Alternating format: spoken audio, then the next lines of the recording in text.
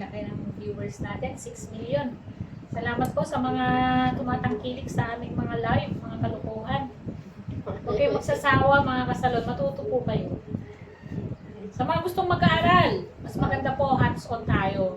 Kasi dito sa video namin, kulang. Hindi ko naman Siyempre, hindi lahat, no? Ay, natuto na kayo ng libre. libre. Oo. So, mas maganda yung one-on-one. Kasi bago kami mag-start, nag-uusap kami. Pinapaliwanag ko bakit kailangan gawin niya yun. Siyempre, hindi naman lahat i-post. Yes, yan. Kaya yung mga nanonood ng video namin, huwag kayong magalit kung kulang. Normal yun. Content creator tayo eh. Yan. Lalong-lalo yung mga gupit.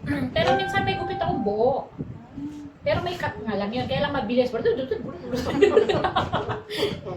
Kaya yung mga nanonood na mabilis, huwag kayong magagalit na naman. Sabi kasi nung nakaraan, ang bilis naman. Ano ba namang klaseng gupit yan? Hindi po itong teleserye, kailangan subaybayan. Yes. Kaya, Story. sa mga gusto mag-abroad, yung mga gusto mag-abroad talaga, kahit na matagal na kayo sa salon, kailangan nyo talaga ng tamang training. Lalong-lalo na kung marunong na kayo, ibig sabihin, i-align na lang. Ibig sabihin, kung ano yung alam mo, i-correct na lang natin. Yan. Kung tanggapin mo, kung hindi mo tatanggapin, huwag ka na mag-aral. Lugi ka. Oo, kasi magbabayad ka, tapos ayaw mo tanggapin. Sorry. Ay, Wala. baka gusto niyo sila at magturo sa inyo. Ayun, pwede naman. Pwede naman. Yan, kayo magbigay sa akin ng certificate. Yan. So, sa totoo lang yung trabaho natin, lalo-lalo na ang hairdressing, wala kang dalang gunting at supply. May kita ka na kahit saan ka pumunta ka ng abroad, pumunta ka ng probinsya, hindi ka magugutom, hindi ka mamamalimos. Sila ang lalapit sa'yo, lalo-lalo na pag makita nilang magaling ka. Kahit gupit lang, makagupit ka ng 10. Ang laki na nun, kahit 100 lang, di ba? 1,000 na Kakalat yan. ng chismis. Yes! Ikaw na ang, ano tawag doon? Lalapitan. Yes, ikaw yung pulutan ng mga tao. Kuya, ang galing niyo, di ba? Ang ganda, no? Isa ka nagpakapit. Oo. Diba? Oo. Makulay. Tama. At lahat naman po ng naging professional, syempre, nag-start sa hindi professional. Lahat naman ng tao, kaya nga tayo nag-aaral eh. Kaya huwag kayong mahiya mag-aaral kasi ang pag-aaral, pagkuha ng kaalaman. At walang masama, kumuha ka ng kaalaman kasi ito yung business mo. Kaya mga kasalon, yung mga gustong mag-abroad, marami tayong employer. Sila mismo ang naghahanap sa atin. Lalo na sa Saudi, kulang yung mga hairdresser doon. At yung mga baguhan na hairdresser, mas maganda sa Saudi. Alam niyo ba kung bakit?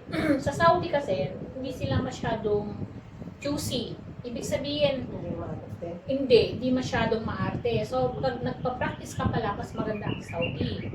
Huwag kang pupunta ng Dubai. Kasi yung mga customer sa Dubai, mga social na. Karamihan kasi doon mga foreigner. O, kayang-kaya na nila Pero sa Saudi kasi, medyo ang mga babae doon. Hindi pa sila ganun kasosyal. No? Mga bado. Chismis lang daw. Oo. Nilagyan mo sales nail, yung nail polish. Oo. Nilagyan mo ng pink yung isa, sunod-sunod na yung pink. Oo. Kasi nakita maganda pink. So, yun na Kasi yun. naman bagay sa akin. Yes. Kaya, ina-encourage ko yung mga baguhan. Kapag meron na kayo experience from Saudi, then pwede na kayo mag-Europe. Okay naman, kahit hindi naman kayo mag-Saudi, basta magaling kayo, pwede na kayo mag-Europe. Pwede na kayo mag-ibang bansa, bukod sa Saudi. Kasi sa Saudi lang ang parang practice, stepping stone ng mga baguhan. Pero, pwede naman hindi. Pwede kayo magbarko kasi galing tayo dyan.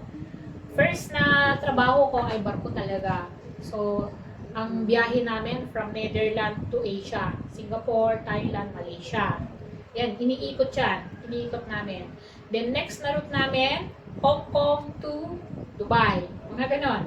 And then, next route mo, depende dun sa takbo ng barko. So, maiikot mo na ang buong mundo. Kumikita ka pa, mag-e-enjoy ka pa. Diba? Ang ganda ng trabaho natin. At saka, sa salon, hindi masyadong mahirap. Kasi, kapag walang customer, kaya-hayang buhay. Pero pag maraming customer, kumanda ka naman. Pero maraming tip. Malaki ang tip sa kasi, lalo-lalo na kung mabait ka sa customer, Nalagyan. ibigyan ka ng tip. Pero kung masungit ka, mayabang ka, abay, ayaw ka nang makita. Wala magugusto sa'yo. Pwede pagpasok pa lang niya, ay ayaw ko sa kanya, kung bigyan mo ako ng iba. Yan. So, kailangan maging mabait din tayo, lalo-lalo na sa mga baguhan na customer. Halimbawa, hindi ka pa kilala. At saka kapag mayabang ka, kahit magaling ka, pag mayabang ka, wala rin. So, kailangan ng kapakumbabaan.